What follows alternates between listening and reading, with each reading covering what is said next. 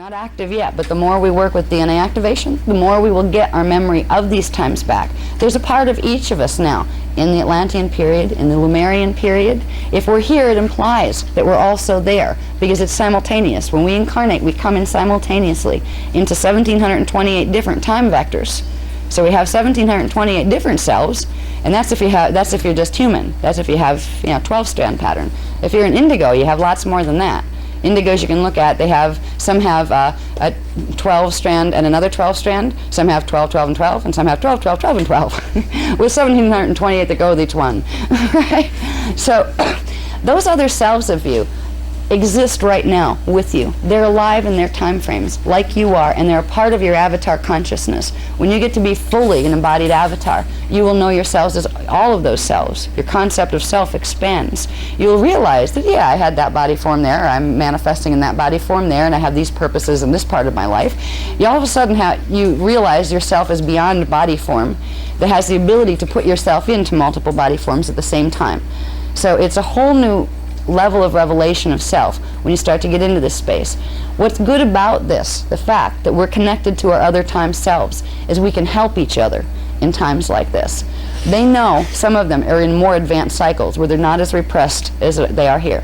In the inner earth, we have incarnations in those time cycles. It's a different time matrix, literally, that interfaces with our own, that creates the inner earth time cycles. There are selves of us there. They're the ones that are sending the information to us here to help us to get out of this predicament, because if we get stuck, they get stuck.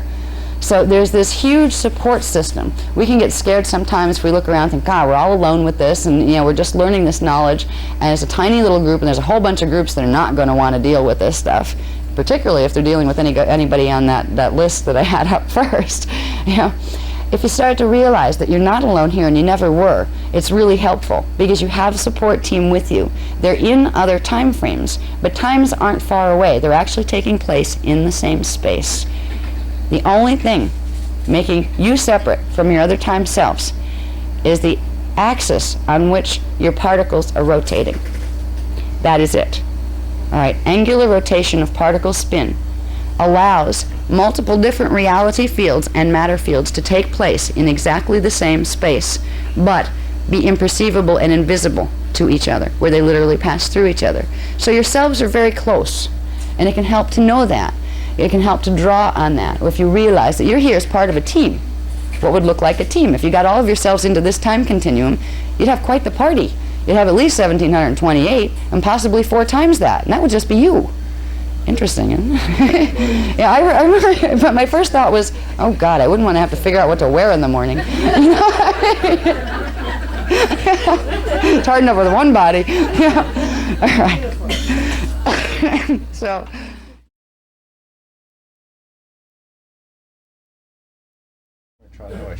Yeah, we can give that a shot. Yeah. Okay. The recent timeline of events from 1916 to 2001. I'm going to go through some of it fast, because if I go through this as slowly as I did the first part, we'll be here until probably next Friday. All right. 1916, the Zetas. That's the Zeta Regalian races. They're the ones that have the Zeta Draconian agenda. All right. The Zeta races of Phantom Earth opened the Atlantean Falcon wormhole. All right. We had the Falcon wormhole and the Phoenix wormhole. All right. They opened the Falcon wormhole off the eastern coast of South Carolina, and it's right down there, like close to the border of Florida, and then the Phoenix is right below that, like across from out on the coast of like St. Augustine, Jacksonville, that area of Florida. Okay, so they opened the wormhole. That was both of these wormholes were located in lower Nohasa, Atlantis. How did they do that? How did they open it? Sonics from their side. Okay. And they've been trying to do it for a long time. It took them a long time to get through the cap, the frequency cap that the Guardians had put on it. Excuse me a minute, it's getting hot. Here we go again. You can feel the energy coming in. This is where I was drooping before and I was tired while we were having dinner. Now I'm getting the energy coming back in. I can feel it. I'll probably start talking fast. If I don't, we're not going to get out of here in time. Okay. All right. They came in and they began speculating for invasion. Now this is a situation where they came in to our time frame The Anunnaki had been dominating everything here since Atlantis. The Anunnaki are the ones who orchestrated the fall of Atlantis. They're the ones, they had the Nibiru Diotic crystal grid already operational here. They had the net operational here. They had control over most of the Illuminati hybrid races here. So it was Anunnaki dominated predominantly for most of the time from Atlantis all the way through.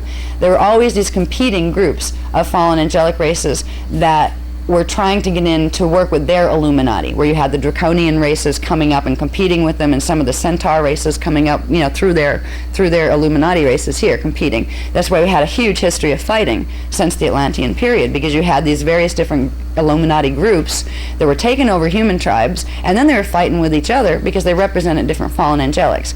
But when we entered this century, the Anunnaki races figured they had it aced. All right, they, 100 years before, the year 2000, they had it aced. They were in control of most of the Illuminati races. They had the territories mostly under their control, as far as gate territories and all that kind of stuff. So they figured they were just going to run their little agenda and come in here as our space brothers and get it all done nice and neat, and just get rid of the other, the competitors. Well, they had quite a surprise. In 1916, the Zetas from Phantom Earth managed to break through the wall in time and started to invade here. And what they did was they made treaties with certain members of the Illuminati races. Now remember, the Illuminati were pretty much controlled already through mystical schools that had come up literally from Atlantis. They were controlled by Anunnaki. All of a sudden you have these little gray guys coming in and saying, hey, you're being positioned for an invasion. These Anunnaki races are trying to come in here and invade you. Talk about pot calling the kettle black. I mean, yeah. So the Illuminati were like, oh, they're trying to invade, aren't they? The Zetas convinced the Illuminati that the Anunnaki were trying to invade, which was true. They forgot to tell them that they were too. So the Zeta treaties came down in the early 1930s. Actually, they started in the 1920s. In the 1930s is when they began to make official treaties, where a group called MJ-12, or Majestic 12, was formed that had to do with certain members of the Illuminati in America and in several other countries. It became the foundation of what later became the CIA in America, but it's connected with a bunch of other groups. Now, most of the people in the CIA don't know anything about MJ-12. Even in the highest ranks of most of our government and our services on the outside, they really don't know, and they honestly think most of this is just made up stuff.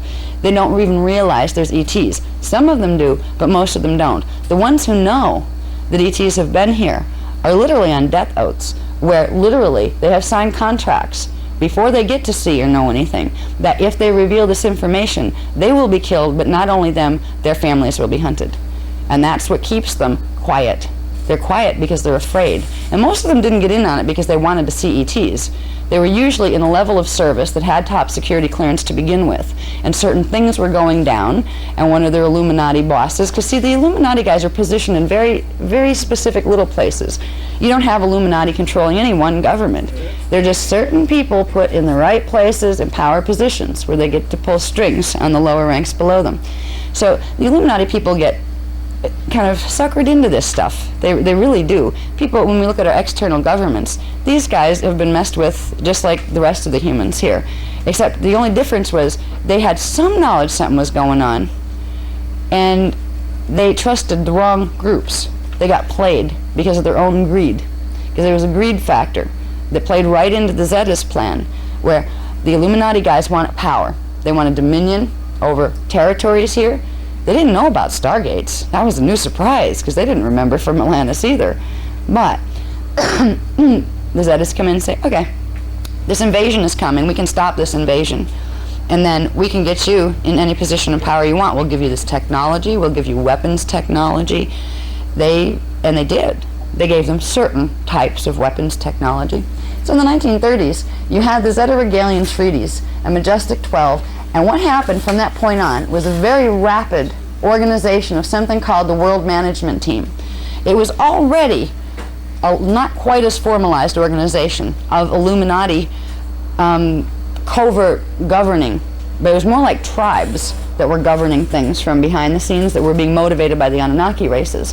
When the Dracs came in, the Zeta Regalians on behalf of the Dracs, they homogenized everything into, it was like the beginning of our corporate structure. They pulled it all together and did like time efficiency, got everybody really organized so they'd function well. They created the world management team, which later moved into like what they call it, the like World Banking Commission stuff and the multinational corporations. All of this stuff came out of the activities of the World Management Team, Bilderberg Commission, all of this stuff. This started, and we actually have the Zetas and the Dracs to thank for that. The Anunnaki hadn't quite got that far. They were still playing with religions and had their like nice Templar groups and various mystical societies, but they hadn't quite pulled the political organizations together. The Dracs did that through the Zetas when they came in. Now, also in the 1930s, once the Zetas got in here, they began to activate the old Falcon APIN system. That was the one that was connected to the Falcon matrix. And the Falcon literally spread its wings across the planet. So these were these little microchip-like implant grids that ran through the planet. What these grids do is they allow for communication, they allow for frequency transmission and broadcasting, but they also they can fire, which means they'll pop and create little black holes along the whole grid that would connect. See, these were put in with the purpose of, when the stellar activation cycle came, to activate and fire them all, which would create a whole series of little black holes, kind of like, how when a needle runs across a piece of fabric from like a sewing machine needle, it leaves all those little holes. Well, if you do enough of those holes, that whole piece will fall right into the phantom matrix. That's what they were created for. The ones that the Guardian races created were meant to work differently. They were meant to create pillars of sound that would anchor our grids into the grids of inner Earth, parallel Earth, and another time matrix called the Miage zone system, which is another one that interfaces here only sometimes, to give us pillars of energy that would allow us to not get pulled down into phantom. So they begin to activate. The Zetas begin to activate in the 1930s their Falcon APIN system. Also in the 30s, they begin to assist to more fully organize Hitler's Nazi movement. They had a vested interest. They could do some interesting things with the Hitler guys. Well, one of the first things they wanted to do was to get rid of certain races that were competing. I'm getting tired. The races they were most interested in getting rid of were a certain group that had been very loyal to the Anunnaki Illuminati, and that they wouldn't go into the Zeta contracts. And these guys were Hebrew. They were passed off as Hebrew, but they weren't Hebrew people. They were Hybiru. They were the Hybiru race lines. Now, hiding under the guise of Hebrew, you have real Hebrew people, which were angelic humans. You have Hyksos, false Hebrew people, which were one of the hybrid lines from the Anunnaki side. And you have Hybiru that has both Anunnaki and Drac family lines in it. What the Zetas wanted done was to get rid of a whole bunch of the Hybiru and the Hyksos lines of what appeared to be the Jewish population, but to leave the ones that were the Draconian lines. And for a while, that was going on.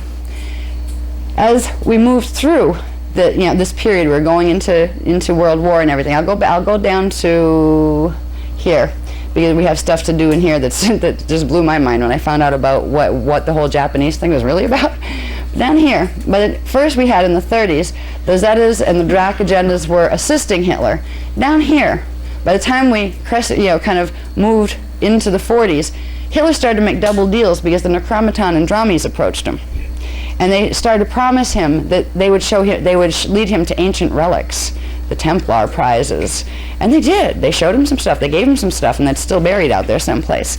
The Nazis actually had some of the ancient relics from Atlantis, because the Necromaton and Dramies used them for barter to convince Hitler and his group to do some double dealing for them. And what the Andramis wanted was, since you're getting rid of all these people, why don't you get rid of those Drac families too, the ones that the Zetas wanted protected? So Hitler started to do that on behalf of the Andramis, because the Andromedes were paying them with some knowledge, mystical knowledge, and some of the relics from Atlantis. So this didn't settle really well with the Zetas. They got very upset, in fact. So they worked with the Allies to make sure Hitler was taken down. What was interesting before that, when the Dracs were assisting Hitler, one of the ways they were assisting him was having the Illuminati in the Allied countries finance the Hitler movement. Literally, the United States Illuminati, the European Illuminati. While we're fighting these guys, the Illuminati guys are taking money from us and giving them to them to keep their movement going. So this is some of the sleight of hand that's been going on, with our politics. What was really bizarre was what happened with the whole, the Pearl Harbor leading to Hiroshima and all of that thing. What happened with this was the